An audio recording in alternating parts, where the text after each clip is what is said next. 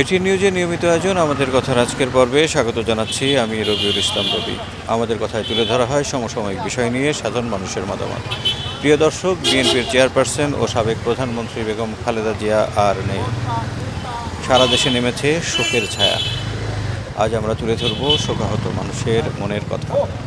তার আগে চলুন দেখে আসি বিষয়টি নিয়ে একটি প্রতিবেদন।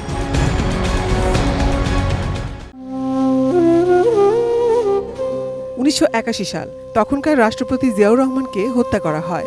রাজনীতির অঙ্গন থেকে দূরে থাকা সাধারণ গৃহবধূ খালেদা জিয়া হাল ধরেন বিএনপির। ওই সময় স্বৈরশাসক এরশাদের বিরুদ্ধে গণতন্ত্র পুনরুদ্ধারের আন্দোলনে একসাথে রাজপথে নামে বিএনপি, আওয়ামী লীগ, জামাত। ১৯৮৬ সালে জাতীয় নির্বাচনের আয়োজন করেন এইচ.এম. এরশাদ। আওয়ামী লীগ, বিএনপি ও জামাত সিদ্ধান্ত নিল তারা নির্বাচন বর্জন করবেন।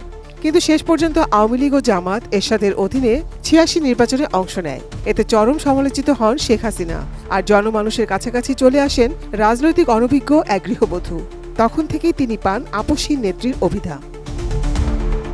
সেই সময় জনমানুষের পালস বুঝতে পারার ফল খালেদা জিয়া পেলেন স্বৈরাচার পতনের পর ৯১ নির্বাচনে। রাজনীতির জটিল সমীকরণে আওয়ামী লীগের জনপ্রিয়তায় চির ধরিয়ে আত্মবিশ্বাসী খালেদা জিয়ার দল বিএনপি বিপুল ভোটে জয়লাভ করে। প্রথমবারের মতো প্রধানমন্ত্রী হন আপসহীন নেত্রী খালেদা জিয়া। আপসহীনতার এমন উদাহরণ রাজনৈতিক জীবনে বারবার তৈরি করেছেন তিনবারের প্রধানমন্ত্রী খালেদা জিয়া। ১৯৯৬ সালের নির্বাচনে আওয়ামী লীগের আন্দোলনের মুখে ক্ষমতা আঁকড়ে না থেকে তত্ত্বাবধায়ক সরকারের কাছে ক্ষমতা ছেড়ে দেন, আর ক্ষমতায় গিয়ে তত্ত্বাবধায়ক সরকার ব্যবস্থাটিকেই বাতিল করে দেন শেখ হাসিনা। রাজনীতির টানাপোড়েনে আসে ১/১১, পাল্টে যায় দেশের রাজনীতির হিসাব নিকাশ। দুই সন্তান তারেক রহমান ও আরাফাত রহমানের জীবন নিয়ে চিন্তিত হলেও নিজের জীবন নিয়ে কখনোই ভীত হননি খালেদা জিয়া। কোনো প্রস্তাবেই দেশ ছাড়তে রাজি হননি তিনি। ২০০৮ সালের নির্বাচনে আওয়ামী লীগ ক্ষমতায় আসার পর থেকে বিএনপির ওপর নানাভাবে নির্যাতন নিপীড়ন চালায় আওয়ামী লীগ। এক কাপড়ে বাড়িছাড়া হন খালেদা জিয়া। অথচ তারা মিথ্যা কথা বলছে যে আমি নিজে বাড়ি ছেড়ে বেরিয়ে এসেছি। এটা সম্পূর্ণ মিথ্যা কথা, বানোয়াট। নানা প্রলোভনকে উপেক্ষা করে ২০১৪ নির্বাচন বর্জন করে তত্ত্বাবধায়ক সরকার ইস্যুতে অনড় থাকেন খালেদা জিয়া। অবরোধ কর্মসূচি অব্যাহত থাকবে, কর্মসূচি আমাদের চলছে। আপসহীনতার ফলও ভোগ করেন তিনি। জিয়া অরফানেজ ট্রাস্ট মামলায় সাজা দিয়ে তাকে পাঠানো হয় ঢাকার পরিত্যক্ত পুরনো কেন্দ্রীয় কারাগারে। ২৪ গণঅভ্যুত্থানের পর খালেদা জিয়া মুক্ত হন সব ধরনের অপবাদ ও দুর্নামের হাত থেকে। গণঅভ্যুত্থান পরবর্তী অস্থিতিশীল অবস্থা নিয়ন্ত্রণে আনতে আবারও রাজনীতির মাঠে নামেন খালেদা জিয়া। বিগত ৪ দশকের রাজনৈতিক জীবনে বেগম খালেদা জিয়ার দল বিএনপিকে অনেকবার ভাঙার চেষ্টা করা হয়েছে, কিন্তু দৃঢ়তার সাথে সবকিছু সামলে নিয়েছেন আপসহীন নেত্রী খালেদা জিয়া। কঠোর কোমল ব্যক্তিত্ব সম্পন্ন এই মানুষটি নিজ মহিমায় দেশের রাজনীতির ইতিহাসে স্থাপন করেছেন এক অনন্য দৃষ্টান্ত। Nazia Afrin, ATN news, Dhaka.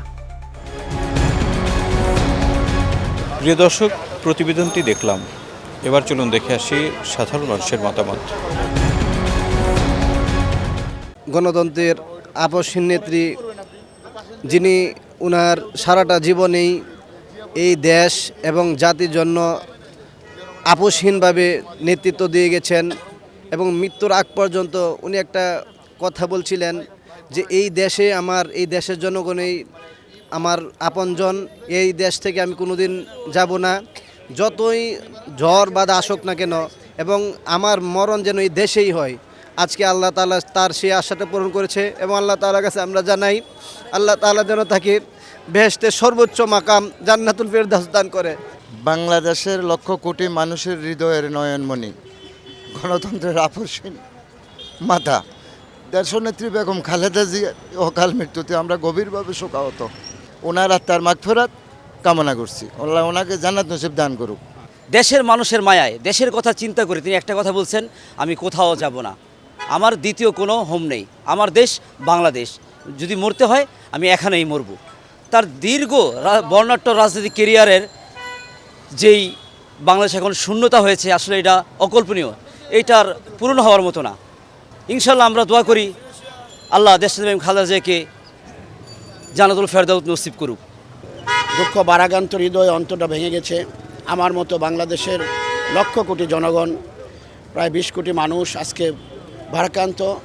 সেই 1982 থেকে 2025 প্রায় 45 বছরের রাজনৈতিক ইতিহাসে আপোষহীনতা, দেশ ও দেশের গণতন্ত্রের জন্য তার যে প্রচেষ্টা, মানুষের বাক স্বাধীনতা, মানুষের ভোটাধিকার এবং ভারতীয় আধিপত্যবাদ বিরোধী দেশের জনগণের পক্ষের যে শক্তি, সেই জাতীয়তাবাদী শক্তির যে একটি প্রতীক ছিলেন বেগম খালেদা জিয়া।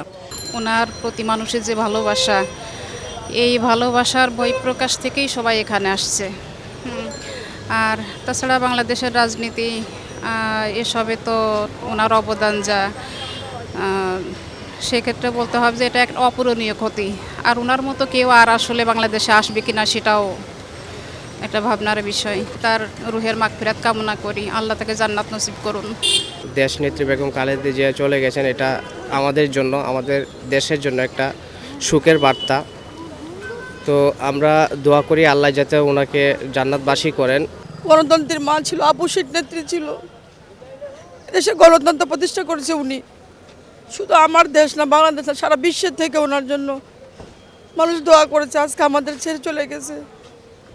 আমরা আসলে মা বাবা মরলে যেরকম সুখ, ঠিক বাংলাদেশ এরকম সুখ পালন করছে। আল্লাহ তাআলা যেন ওনাকে জান্নাতবাসী করেন। দর্শক, এটিএন নিউজের নিয়মিত আয়োজন আমাদের কথায় ময়মনসিংহ থেকে স্বাগত জানাচ্ছি আমি আসাদুজ্জামান সুমন। আমাদের আজকের আয়োজন সাবেক প্রধানমন্ত্রী, বিএনপির চেয়ারপারসন, আপোষহীন নেত্রী বেগম খালেদা জিয়া মৃত্যুবরণ করেছেন। আজ সকাল 6টায় এভার কেয়ার হাসপাতালে তিনি শেষ নিঃশ্বাস ত্যাগ করেন।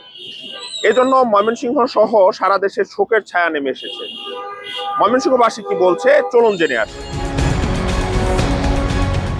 আমাদের গণতন্ত্রের মা, তিনবারের প্রধানমন্ত্রী দেশনেত্রী বেগম খালেদা জিয়া, তিনি চলে গিয়েছেন।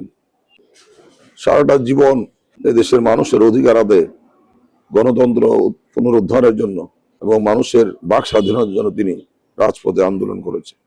আজকে তিনি আমাদেরকে ছেড়ে চলে গিয়েছেন, মানে আমাদের এই মুহূর্তে কোনো ভাষা নাই। আজ দেশের মানুষ একটি বড় রত্ন হারিয়ে ফেলল। জননেত্রী বেগম খালেদা জিয়া আজ মারা গেছেন। আমি ওনার বিদেহী আত্মার মাগফিরাত কামনা করি এবং ওনার সুখ সন্তপ্ত পরিবারের জন্য সমবেদনা জ্ঞাপন করি। মহান আল্লাহ যেন ওনাকে জান্নাতুল ফেরদাউস নসিব করেন, আমি এই কামনা করি। এই মুহূর্তে নির্বাচন আগ মুহূর্তে দেশনেত্রী মারা যাওয়ার কারণে পুরা দেশেই শোকাহত, ঠিক আছে। তাই আমরা চাই সামনে নির্বাচন, সুন্দরভাবে নির্বাচনটা সঠিক হোক। আর দেশনেত্রী এবং খালেদার জন্য সকলের কাছে দোয়া চাই যেন উনি যেন আল্লাহ তাকে বেহেশত নসিব করেন, আর তাদের পরিবারের সকলে যেন শান্তি হয়, সেই দোয়া কামনা করি। আপোষের নেত্রী উনি মারা গেছে, ওনার জন্য আমরা দোয়া করি জান্নাতে যেন ওনার স্থান হয়, আল্লাহ পাক ওনাকে যেন জান্নাতবাসী করে। না ফেরা দেশে দেশের প্রথম নারী ও তিনবারের সফল প্রধানমন্ত্রী বেগম খালেদা জিয়া। আমাদের কথায় আমি এম এস আহমদ শুনবো খালেদা জিয়ার শূন্যতায় কি বলছেন ঠাকুরগাঁয়ের মানুষ। উনি সারা জীবন দেশের জন্য, জাতির জন্য লড়াই করেছেন এবং বিশেষ করে ইন্ডিয়ার আধিপত্য, তাদের ইন্ডিয়ান সাম্রাজ্যবাদের বিরুদ্ধে আজীবন আপোষহীনভাবে উনি লড়াই করেছেন। আমি আবার শুধু আপনাদের সামনে বলতে চাই, বাংলাদেশে ওনার মৃত্যুতে যে ক্ষতি হয়েছে এটা অপূরণীয় ক্ষতি। এই ক্ষতি কোনোদিন পূরণ করা না। আজকে অত্যন্ত শোকাহত দিন। বাংলাদেশের একজন গণতন্ত্রকামী মানুষের যে নেতা ছিলেন, তিনি শুধু বিএনপির নেতা ছিলেন না, তিনি একজন আপোষহীন গণতান্ত্রিক নেতৃত্ব ছিলেন। তিনি চলে যাওয়াতেই বাংলাদেশের প্রচুর ক্ষতি হয়ে গেল। আমরা এটার শূন্যতা প্রকাশ করছি। আজকে দেশের অভিভাবক নেই, অভিভাবকহীন বাংলাদেশ, অভিভাবকহীন বাংলাদেশ জাতীয়তাবাদী দল। আমরা বিশ্বাস করি এই শূন্যতা কবে কেটে উঠবে আমরা জানি না। এই ছিল আমাদের কথার আজকের আয়োজন। আমি রবিউল ইসলাম রবি ছিলাম আপনাদের সঙ্গে। আবার দেখা হবে নতুন কোনো বিষয় নিয়ে, নতুন কোনো পর্বে। সেই পর্যন্ত সবাই ভালো থাকুন, সুস্থ থাকুন, সঙ্গে থাকুন এটিএন নিউজের।